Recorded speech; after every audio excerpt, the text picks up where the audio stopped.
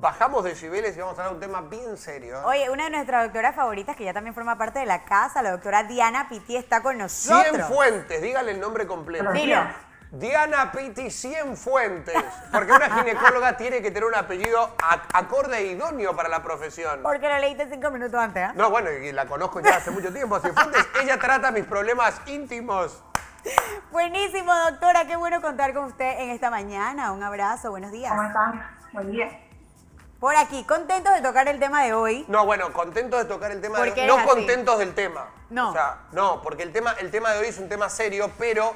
Yo le decía era porque querías tocar otro tema. No, el tema es que producto de lo que está pasando socialmente, que es algo muy serio, estamos atravesando un momento muy delicado y que cada día que pasa van saliendo como verdades a la luz o cosas a la luz que engravecen más todavía todo lo que está pasando. Ya todos lo saben, es de común conocimiento. Así es. Y lo que vamos a hablar con la doctora es cómo poder detectar en los niños esos casos, esos signos de abuso, de que el niño está siendo abusado. Por eso digo que es un tema bien serio, pero es bueno tener una persona idónea para poder hablar de esto. Bienvenida, Diana. Diana.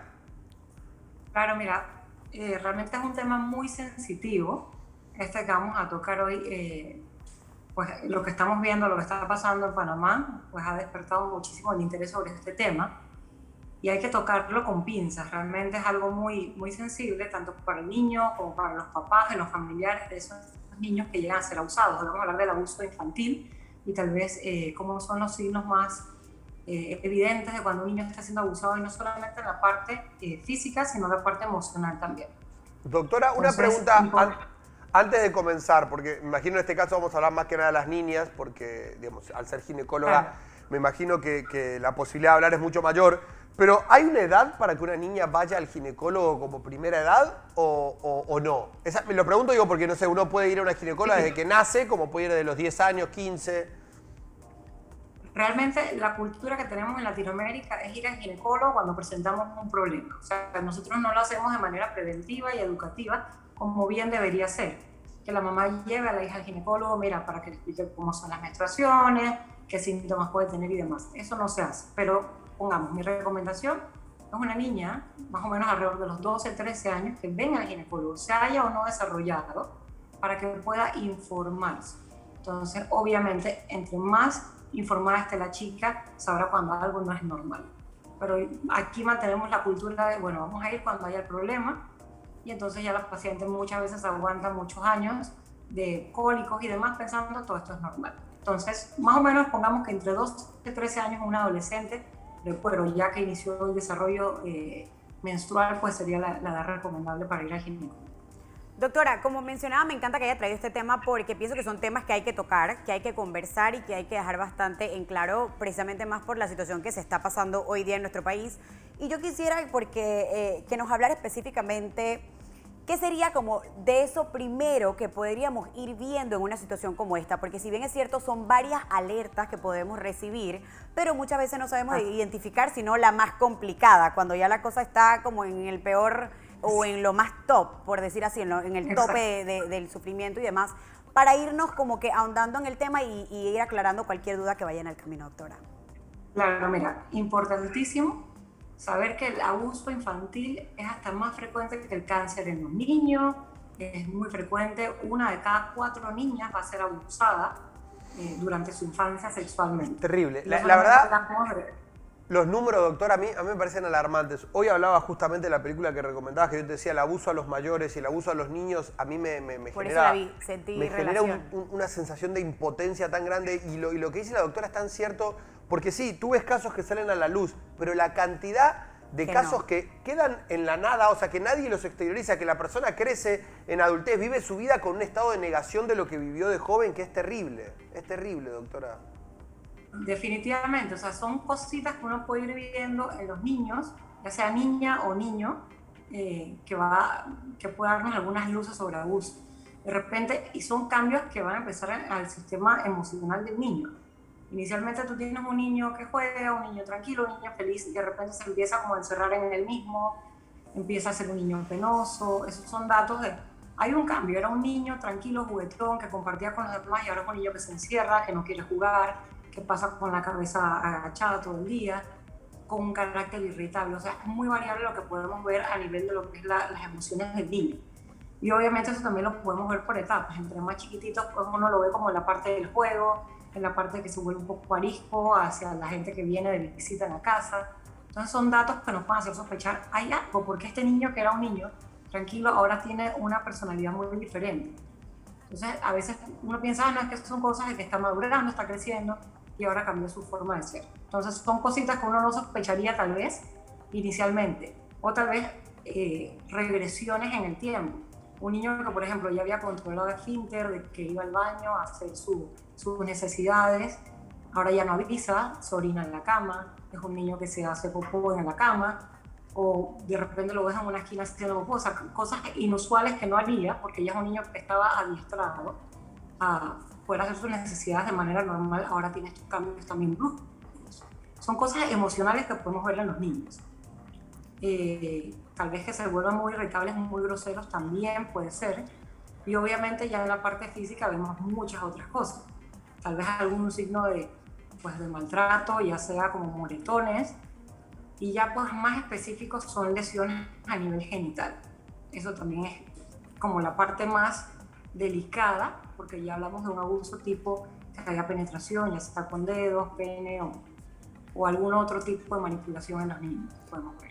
Doctora, y lo más triste es precisamente lo que acaba de mencionar, cuando dice, todos lo justificamos por el tema del crecimiento, de que ese es el proceso, de que es normal que tenga un poquito de miedo y demás, pero yo creo que ahí es donde uno tiene que hacer como un recap, se le dice, de, ok, ¿en dónde estuvo? Sí, lo dejé cuidando de un tío, donde un amigo, ¿qué pasó? Y ver la diferencia como de comportamiento en ese momento, porque si bien es cierto, cuando es muy pequeño es un poco difícil poder lidiar con esto. Yo creo, de hecho, creo que hasta cuando crecen, a nadie le cuesta expresar bien cuando está pasando por una situación, con temor. Yo creo que uno también tiene como adulto, si vive con un caso donde piensa que un niño pudo haber sido abusado, también hay una cierta parte del sistema del ser humano, de la mente, como que lo protege y es incrédulo, como que no puede ser.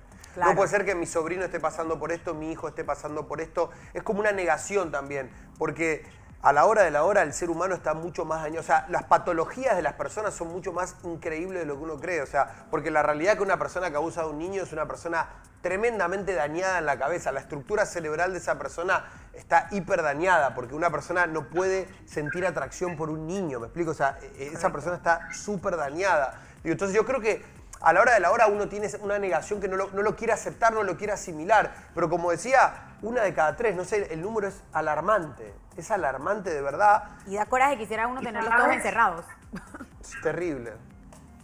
¿Sabes qué es más alarmante? Que de esos casos de abuso, más de la mitad de los casos son por familiares que viven dentro del hogar o algún familiar o algún amigo cercano.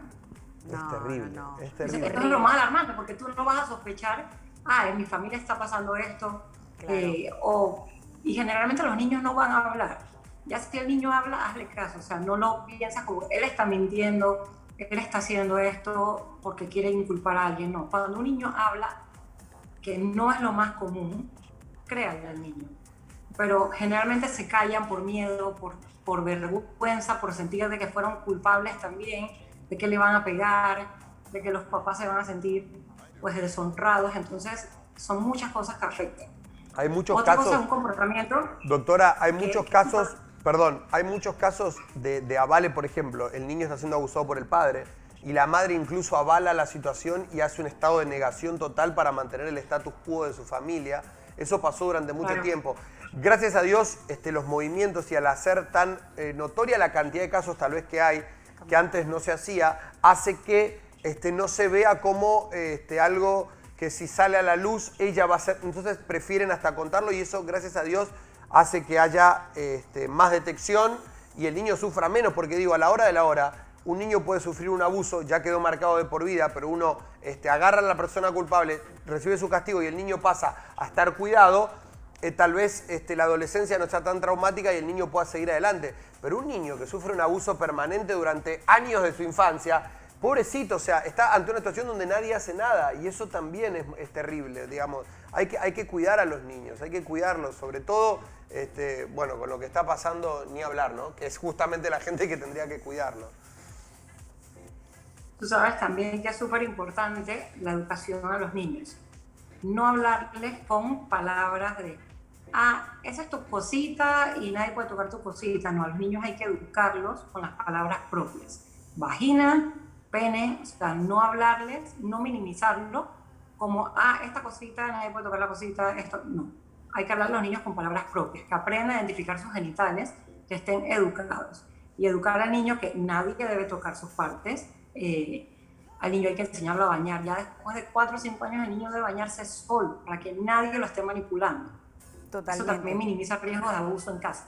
Eso lo había escuchado, doctora. De hecho, el hecho de no minimizar y hablar con ciertas frases que no hacen reconocer tu cuerpo. Y es verdad porque van creciendo con ese concepto a medida que pasan los años y crean ese desconocimiento. Entonces, si es algo que hay muy común hoy día, pues en los padres es el tema de la comunicación directa con los hijos y siempre esperan que en la escuela se les enseñe u otra persona les enseñe sobre hasta educación sexual, si nos vamos hasta ese punto. Sin embargo, el propio padre no es capaz de hablar con claridad qué es lo correcto, cómo lo debe hacer, qué puede evitar, dónde debe hablar, de hecho también, porque es triste cuando se menciona el hecho de que ya llega el momento de que el niño habla que no es lo común. Estamos hablando de que esto puede ser una etapa de caos, de que si no lo hace puede hasta perder la vida. O sea, imagínate, por la desesperación y la angustia, como también puede tenerle miedo al mundo. Entonces, ¿qué se espera de ese niño para más adelante? Es bastante triste y delicado, Diana, y me encanta pues que lo estemos compartiendo precisamente por todo lo que está pasando hoy día. Entonces yo creo que los papás en casa que estén viendo esto, o sea, los niños chiquititos primero enseñan que sus genitales tienen nombre.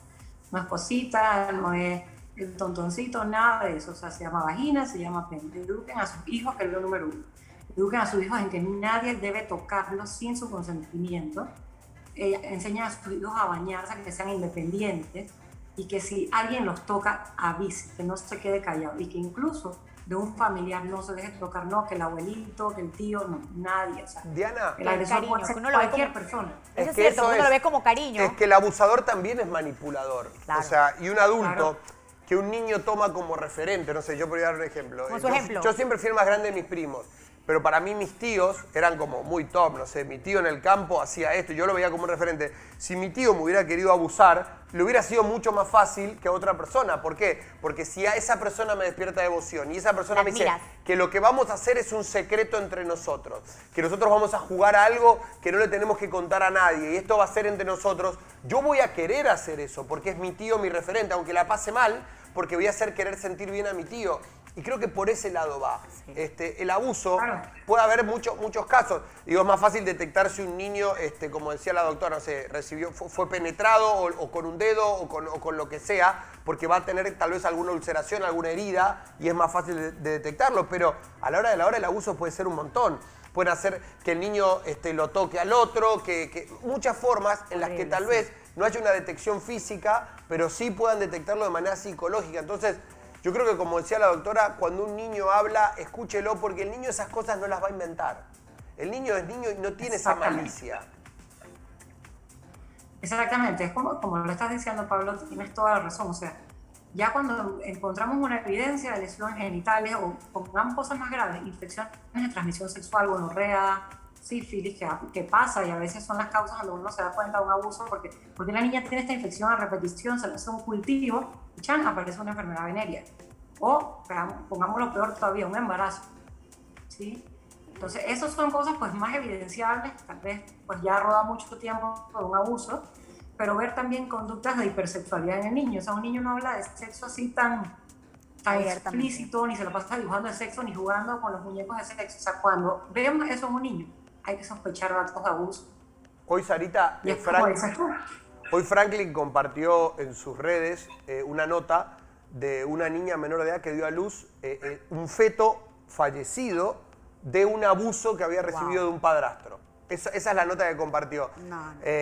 Esa nota es terrible, esa nota es tremenda, pero ¿cuántos casos hay de abusos?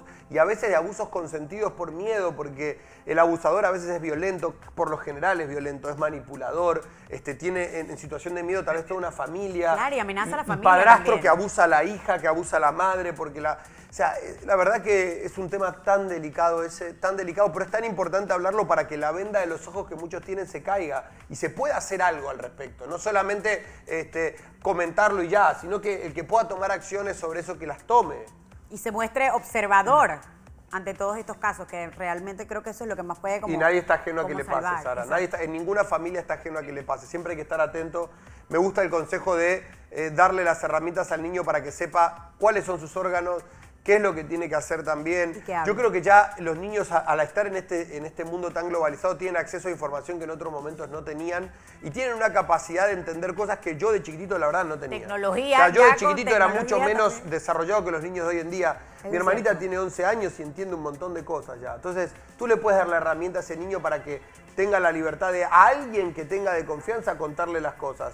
¿Me explico lo que quiero decir? O sea, mi hermanita a mí me puede contar algo que tal vez no se anime con los padres y yo puedo tomar acciones porque soy adulto y soy el hermano. O sea, el Pero niño que puede lo agarrar haga. de confidente a la persona de la familia que sienta y pueda decirle las cosas y hay formas de hacer saber que algo está pasando y no está bien. Claro, y evitar consecuencias drásticas. Definitivamente. Entonces, como dices tú también, el abuso no siempre es lesionar, penetrar ni nada por el estilo. Besar a un niño, tocarlo, como decías tú, ponerlo a tocarse con otro niño, o enseñarle a un niño los genitales de un adulto como manera exhibicionista, todo eso forma parte del abuso, que no solamente es mermar la parte física, sino lo psicológico de ese niño, que lo va a arrastrar en su vida adulta muy seguramente. Gracias, Buenísimo. doctora. De verdad que es un tema serio. Nos gustó tratarlo con usted. Bueno, nada, le deseamos una linda semana y pronto estaremos hablando de otros temas. Nos vemos pronto. Cuídense Chao, mucho. doctora. Cuídese.